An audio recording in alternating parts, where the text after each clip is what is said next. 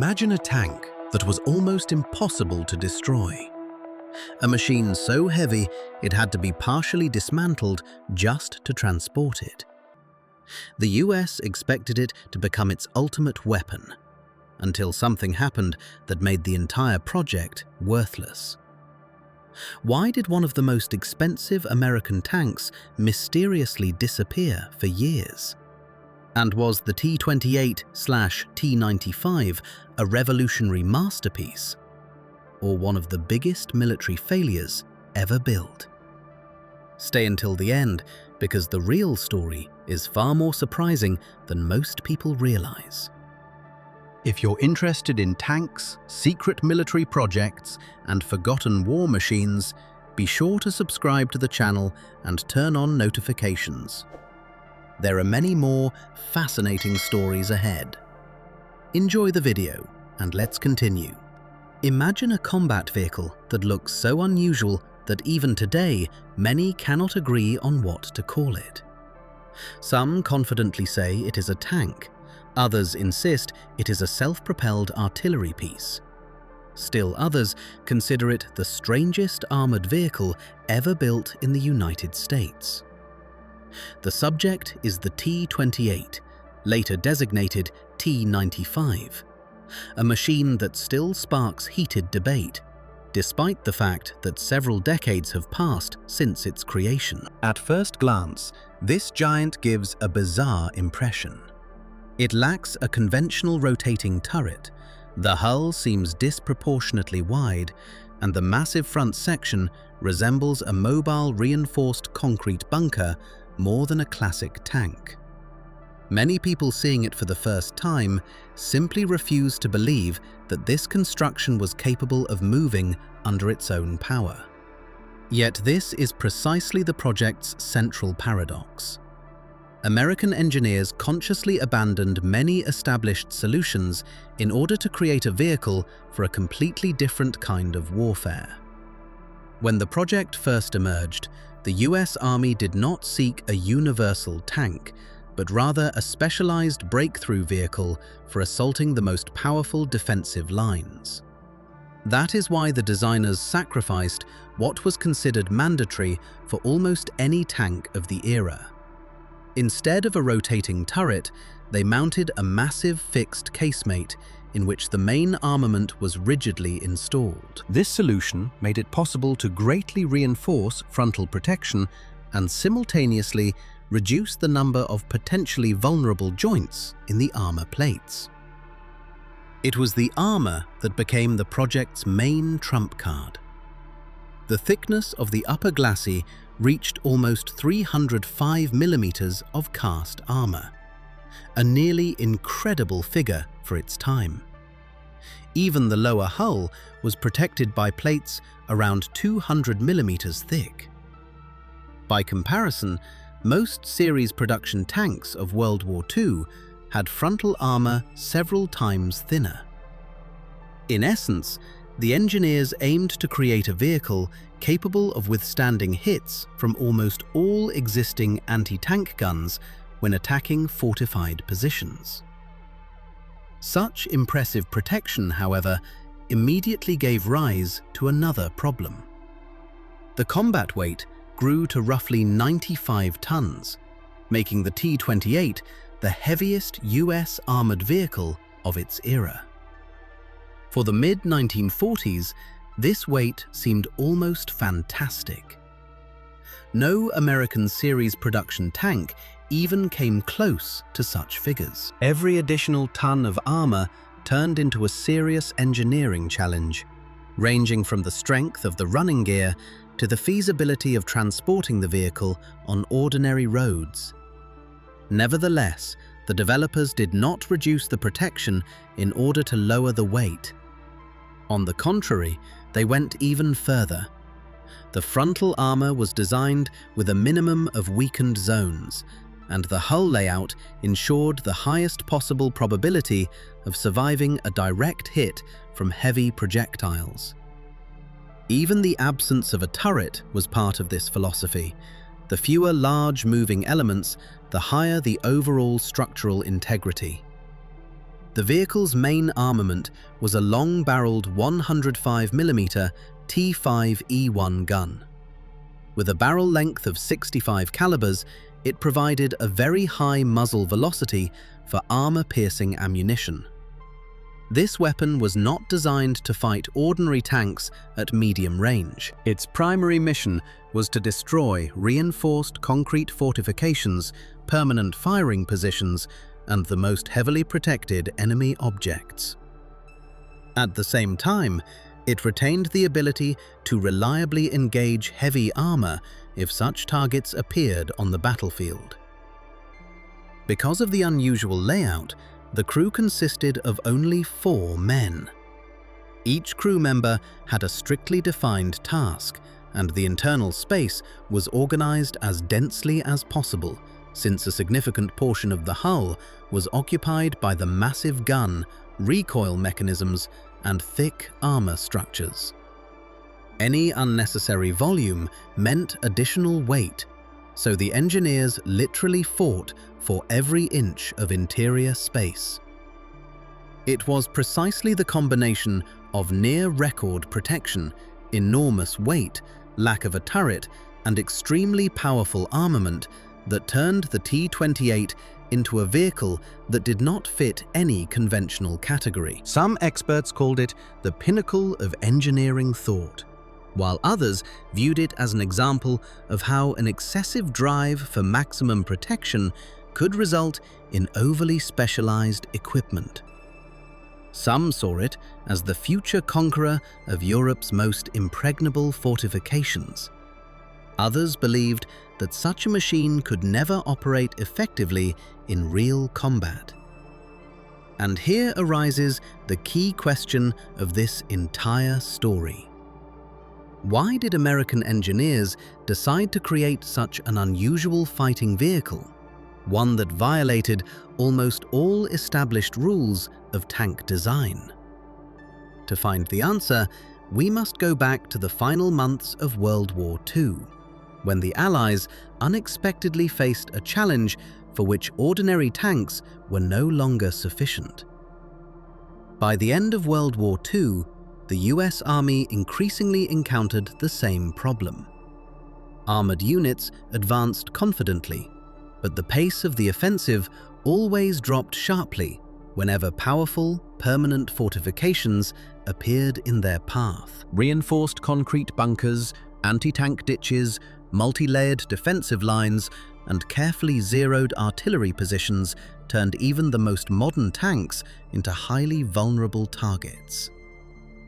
The military understood well that assaulting such positions with conventional means could result in unacceptably heavy losses.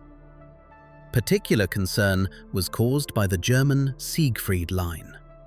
This defensive system had been built over several years and included thousands of concrete structures, anti-tank obstacles, underground communications, and numerous firing points covering each other with crossfire. Even if one bunker was suppressed, the neighboring fortifications continued to fire, forcing the attackers to halt again. American medium tanks performed well in mobile combat, but when assaulting such fortifications, their capabilities quickly reached their limits. The frontal armor of the series production M4 Sherman, which reached about 76 mm at its thickest points, no longer provided sufficient protection against heavy German anti-tank guns. Even the more modern M26 Pershing, with roughly 102 mm of frontal hull armor, was not regarded as a vehicle that could approach permanent fortifications under heavy fire without serious risk. The military formulated an unusual requirement. They needed a machine that was not meant to maneuver quickly or participate in swift tank battles. Its purpose was completely different. It was supposed to crawl forward, absorbing multiple hits, destroying concrete fortifications with heavy shells, and opening the way for other units. Speed took second place. The main characteristics were protection, firepower, and the ability to remain combat effective even after repeated strikes. That is why the project immediately received extremely unusual specifications. The designers had to provide protection capable of withstanding fire from German 88mm guns, including the most powerful anti-tank variants. At the same time, the vehicle had to carry a heavy gun with high armor penetration and powerful high explosive effect, capable of destroying reinforced concrete structures several meters thick. In effect, this was a mobile siege artillery piece with its own heavy armor protection. However, the deeper the engineers delved into calculations, the more obvious it became that meeting all the requirements simultaneously was practically impossible. Every additional 10 millimeters of armor increased the weight by hundreds of kilograms. Strengthening the protection required a more robust running gear. The load on the engine, transmission, and suspension grew. Hull components had to be reinforced, which in turn increased the weight. The project gradually turned into a complex engineering puzzle, where any improvement in one characteristic inevitably worsened another. Nevertheless, the army did not abandon the idea. On the contrary, in the context of preparations for a possible assault on Germany's most heavily fortified areas, such a vehicle seemed entirely justifiable. No one at the time could foresee just how unusual the final result would be. It is at this point that the true story of the T28 begins. The story of a machine that first existed only in calculations, then became one of the most ambitious projects in American tank design, and very soon forced engineers to abandon almost all conventional notions of what a heavy tank should be. Development started in the spring of 1944, when the War Department officially approved the creation of a new, super-heavy breakthrough vehicle. Initially, the project was designated T28 Heavy Tank. The very name reflected the original concept. The Army regarded the future machine as a heavy tank, intended to operate on the most dangerous sectors of the front, where standard armor no longer sufficed. Almost immediately, the engineers faced a fundamental problem. To fit frontal armor over 300 millimeters thick while maintaining an acceptable weight, they had to abandon the classic turret design altogether. A turret with such protection would have been so heavy that existing rotation mechanisms could not function properly. Moreover, a large diameter turret ring would significantly weaken the upper hull. Therefore, a radical decision was made to mount the gun in a fixed casemate with limited traverse. This solution allowed for a much stiffer overall structure and better weight distribution across the hull. But this very step unexpectedly created a new problem. After abandoning the turret, the vehicle no longer conformed to the classic definition of a tank. Consequently, in early 1945, it was officially reclassified as a self-propelled artillery piece and given the new designation T95 gun motor carriage. Later, historians once again began using both names interchangeably, which is why the dual designation T28/T95 appears most often in the literature today.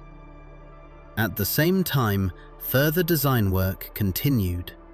A proven 12-cylinder gasoline engine, the Ford GAF, producing about 500 horsepower, was selected for the vehicle. This engine had already performed well in other American armored vehicles, but now it had to move nearly twice the weight. Calculations immediately showed that the power-to-weight ratio would be barely over 5 horsepower per ton, an extremely low figure even by mid-1940s standards. The engineers were well aware that high speed was impossible, but replacing the engine with a more powerful one was simply not feasible at the time. The transmission demanded at least as much attention. For such a heavy vehicle, a mechanical gearbox was used, standardized as much as possible with already proven components. But many elements had to be reinforced. The designers faced the task of transmitting enormous torque without constant breakdowns, since even a minor malfunction could completely immobilize the nearly 100-ton machine. In parallel, the running gear was also reworked. Simply increasing the number of road wheels was not enough. The goal was to achieve a distribution of load that kept ground pressure acceptable even with the colossal weight. It was precisely the search for a solution to this problem that led the engineers to one of the T28's most unusual features, which later became both an engineering achievement and a source of numerous operational difficulties. This feature made the armored monster unlike any other American combat vehicle of its time. When the first prototypes began to take final shape, it became clear that the military was facing a truly unique machine. Even externally, the T28/T95 looked completely different from conventional tanks. The hull was so wide that an ordinary pair of tracks was no longer sufficient to distribute the enormous weight. Therefore, the engineers applied a highly unusual solution with 4 track assemblies. On each side, there were 2 independent tracks, making the vehicle over 4.5 meters wide. This significantly reduced ground pressure and allowed the nearly 95-ton giant to move where it would inevitably have bogged down with a traditional layout. Each side of the running gear included a complex system of road wheels with HVSS suspension, horizontal volute spring suspension. This horizontal spring suspension was already used on late-model American tanks, but for the T28, it had to be heavily reinforced. The components were designed for loads far exceeding anything American engineers had encountered before. Even a small miscalculation could lead to the destruction of suspension elements after just a few kilometers of driving. The vehicle's main strike asset remained its 105mm T5E1 cannon. Thanks to the long barrel, it delivered a high muzzle velocity for armor-piercing shells, exceeding 1,000 meters per second. This made it possible to reliably engage the heaviest German tanks at significant ranges. In addition to armor-piercing ammunition, the gun fired powerful, high-explosive shells intended for destroying permanent fortifications. This type of ammunition was considered the primary one for assaulting concrete structures. However, such a powerful artillery system required serious compromises. Because of the large size of the fixed ammunition, the ready rack held only 62 rounds. They were stored along the inner walls of the hull in special racks that allowed relatively quick access for the loader. Nevertheless, the crew's work remained strenuous. Each round was quite heavy, so even with good training, practical rate of fire rarely exceeded 3 to 4 rounds per minute. For engaging permanent fortifications, this was sufficient, but in a fast-moving tank battle, such a tempo became a significant limitation. The gun's sighting and traverse also reflected the vehicle's specialization. Vertically, the barrel could be elevated from about -10 to +20 degrees, while horizontal traverse, without turning the hull, was only a few degrees to each side. If the target shifted farther, the driver had to turn the entire nearly 100-ton hull. For a vehicle created for slow breakthrough operations, this was considered acceptable, but in mobile combat, it significantly reduced effectiveness. Secondary armament was modest. On the commander's small cupola was mounted a single .50 caliber Browning M2 heavy machine gun for engaging infantry and low-flying aircraft. Unlike most heavy tanks of the time, the T28 did not receive a developed system of hull machine guns. The designers consciously avoided unnecessary firing ports, since every such opening weakened the frontal protection. Even crew vision was subordinate to the vehicle's overall philosophy. The commander had several periscopic observation devices. The driver used vision blocks with armored glass and protective shutters, and the gunner worked through a high-magnification telescopic sight. The main focus was on engaging targets from pre-prepared positions, not on constantly searching for rapidly moving targets. Everything in the T28's design spoke clearly. The engineers were not creating a universal tank, but a specialized tool for one extremely difficult task. But it was this very specialization that very soon became the source of serious problems. The enormous weight, impressive armor, and powerful armament looked excellent on blueprints. However, as soon as the machine started moving, it became clear that every advantage came at a high price. Even the proven Ford GAF engine, working in conjunction with the mechanical transmission, struggled greatly to accelerate the nearly 95-ton machine. Maximum speed on a good road barely reached about 13 kilometers per hour. Cross-country, it often dropped by almost half. In practice, the T28 moved only slightly faster than a walking pace, and any steep rise in terrain became a serious test for the power plant. The operational range was also limited. Full fuel tanks provided approximately 160 kilometers of road driving, after which refueling was required. In actual combat conditions, where fuel consumption inevitably increased, this figure could shrink further. For a vehicle intended to accompany advancing forces, such autonomy created additional logistical difficulties. An even greater problem was transportation. With a width of over 4.5 meters, the T28 did not fit on standard railway flat cars and could not be freely driven on most European roads.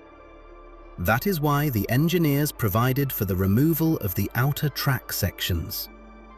Each outer track assembly, along with part of the running gear, could be detached and transported on a special trailer towed by the vehicle itself. At first glance, this seemed an elegant solution, but in practice it proved extremely inconvenient. Removal requiring lifting equipment and took several hours even for trained personnel. Upon arrival at the destination, the entire assembly had to be reinstalled with careful alignment of running gear components and track tension. Any mistake could lead to accelerated wear or track shedding during movement. No fewer questions arose when crossing bridges.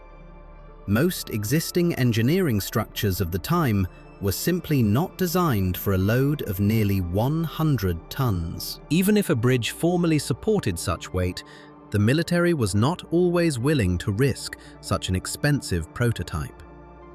As a result, the T28's route had to be planned in advance, taking into account the load capacity of every crossing. This sharply restricted tactical mobility. Maintenance complexity also proved significantly greater than for series production tanks. Replacing suspension components, repairing the transmission, or accessing internal assemblies required much more time and specialized equipment. Even a simple replacement of a damaged track section became a laborious operation because of the enormous weight of individual components. The result was an interesting paradox. The machine was built to overcome the most difficult defensive positions, yet it constantly encountered obstacles even before reaching the battlefield.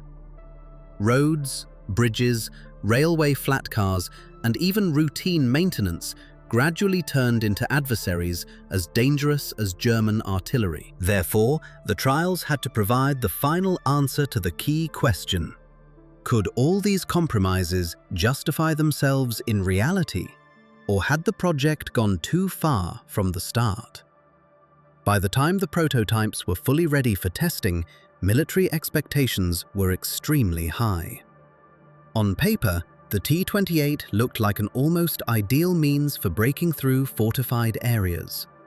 Now it remained to be seen whether this concept could prove itself outside the drafting boards and factory workshops. The first prototype was completed only after the fighting in Europe had ended. This immediately changed the entire program's character. Where previously the engineers had worked under intense time pressure, knowing that the vehicle might be needed at the front within months, they now had the opportunity to conduct more thorough trials without reference to the combat situation. At the same time, however, the project's main advantage, its urgent necessity, had vanished. During the trials, special attention was paid to the vehicle's behavior on various types of terrain. The performance of the reinforced suspension, the reliability of the transmission, the hull's stability when driving cross-country, and the ability to overcome natural obstacles were all checked. Thanks to the 4-track arrangement, the T28 indeed demonstrated good weight distribution. Where deep ground subsidence might have been expected, the vehicle often performed better than calculations predicted. The broad track footprint significantly reduced ground pressure, and this proved to be one of the most successful engineering solutions of the entire project. The platform's stability during firing also received high praise. The enormous mass virtually eliminated noticeable hull rocking after a shot. Powerful recoil mechanisms effectively absorbed recoil energy, allowing the gun to be quickly returned to the aiming line. This improved accuracy for follow-up shots, especially when engaging permanent structures at long range. Test crews also noted the high effectiveness of the main armament. The 105mm gun reliably engaged heavy armored targets and possessed significant destructive effect with high explosive ammunition. For engaging concrete fortifications, this artillery system indeed appeared highly convincing. The vehicle fully met its original mission: to approach fortifications slowly and destroy them methodically with heavy rounds. However, as mileage accumulated, shortcomings began to appear that could not be corrected without fundamental redesign. The colossal load on running gear components accelerated their wear. Almost every additional kilometer required increasingly thorough technical inspections. Engineers carefully documented the condition of road wheels, idlers, drive sprockets, and suspension elements, since these were operating at the limit of their capacity. Difficulties also arose during prolonged movement. The engine, which constantly worked under heavy load, consumed significant amounts of fuel, and the driver had to handle the controls very carefully to avoid overloading the transmission with sudden changes in motion. Even a slight incline required selecting the correct gear in advance, because losing speed could cause the machine to stop altogether. The military gradually arrived at an important conclusion. All the T28's advantages manifested themselves only within a very narrow set of tasks. If the vehicle was indeed facing a heavily fortified area, it appeared extremely dangerous. But as soon as combat conditions changed, the numerous limitations began to outweigh the benefits. Modern warfare was becoming increasingly mobile, and such heavy equipment fit poorly into the new tactics. While the trials continued, the world around had already changed. The war for which the T28 had been created ended before it could ever reach the battlefield. Germany's surrender effectively cancelled the vehicle's original concept. The project's main goal had disappeared. The Siegfried Line, which the super heavy tank was designed to break through, no longer posed a threat. The Allies no longer needed to assault powerful defensive lines in Europe, and thus the requirement for such specialized equipment rapidly declined. At the same time, military analysts began to reassess the entire experience of World War II. It turned out that success was increasingly brought not by the heaviest vehicles, but by well-balanced armored forces capable of quickly changing the direction of attack, covering great distances, and cooperating effectively with infantry, aviation, and artillery. The speed of troop deployment, vehicle reliability, and ease of maintenance gradually became no less important than maximum armor thickness. Against this background, the T28 appeared as a representative of a bygone era. It was designed for slow breakthroughs of prepared defenses, whereas military doctrine increasingly focused on highly maneuverable operations. Even the most powerful fortifications were now considered targets for combined actions by aviation, engineer units, and artillery, rather than exclusively for special, super-heavy tanks. Economics also played a role. Producing a single such vehicle would have required enormous quantities of armor steel, complex running gear components, and significant manufacturing resources. For the same cost, industry could produce several more versatile combat vehicles capable of performing a much wider range of tasks. Logistics raised additional questions. Each series production vehicle would have required special transport means, designated routes, separate spare parts stocks, and specially trained maintenance personnel. For an army that was already beginning to reduce military expenditure after the war, such costs seemed unjustified. As a result, the program gradually lost priority. It was decided to restrict the effort to the 2 built prototypes and abandon further development. Series production never began. The vehicle, which not long before had been considered a potential tool for breaking through Europe's strongest fortifications, instead became an interesting engineering experiment. It seemed that the T28 story would end there. But several years later, a nearly detective-like story unfolded around one of the prototypes, rekindling interest in this unusual armored monster. After the program's conclusion, the 2 built machines met different fates. Since the project was officially deemed unsuitable for series production, the need for further testing disappeared. The military focused on more modern directions in armored vehicle development, and the unique prototypes were effectively forgotten. The story of one of America's most unusual projects seemed to have quietly ended, leaving nothing behind but archival documents and a few photographs. But soon an event occurred that still seems astonishing. One of the 2 T28s literally vanished. For many years, no one could say with certainty where it was. Various publications offered a wide range of theories. Some claimed that the prototype had been scrapped. Others were convinced that it had been dismantled for spare parts. There were even suggestions of secret storage at a classified military facility. However, none of these versions could be documented. Only years later did it become clear that reality was far more prosaic and, at the same time, considerably more interesting. One of the T28s was found almost by chance on an army proving ground. The enormous vehicle had stood outdoors for many years, gradually covered in rust and virtually blending into the surrounding terrain. Over the decades, it had simply been forgotten. For equipment of this size, this seems almost unbelievable. Yet that is precisely what happened. Despite its long exposure to the elements, the armored hull survived much better than might have been expected. The enormous thickness of the cast and rolled armor plates played its part. The main structural elements did not suffer critical damage from time, although the outer surfaces underwent severe corrosion.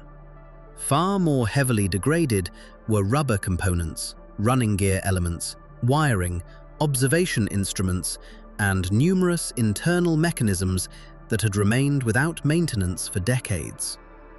After its rediscovery, a decision was made to preserve the machine as a unique monument to American engineering. Restoration work began, during which specialists sought to preserve as many original components as possible. Full restoration to running condition was not the goal, but extensive work was carried out to clean the hull, restore parts of the running gear, preserve metal surfaces, and bring the exterior appearance as close as possible to an historically accurate state. Today, this unique specimen is displayed in a tank museum and remains the only fully preserved representative of its project. Visitors can assess the vehicle's real dimensions up close, which photographs cannot fully convey. Only when standing beside the T28 does one understand just how enormous this armored monster truly was. The hull height appears relatively low, but the width and length make an overwhelming impression. Particularly noticeable is how massive the front appears, almost entirely occupied by heavy armor and the huge gun mantlet. Even today, engineers carefully study several of the solutions implemented in this vehicle. Some design ideas related to load distribution, reinforced running gear, and internal layout remain interesting examples of unconventional technical approaches. Although the project itself turned out to be a dead end, the accumulated experience was not wasted. It contributed to the general development of global tank design. That is why the T28 continues to attract attention, not only from military history enthusiasts, but also from specialists who regard it as a kind of laboratory for engineering experiments from the mid-1940s. And here arises the final and perhaps most interesting question. Was the T28 truly a mistake, as many believe, or was it simply created too early, for a war that never happened? If one evaluates the vehicle solely by its combat capabilities, the answer seems obvious.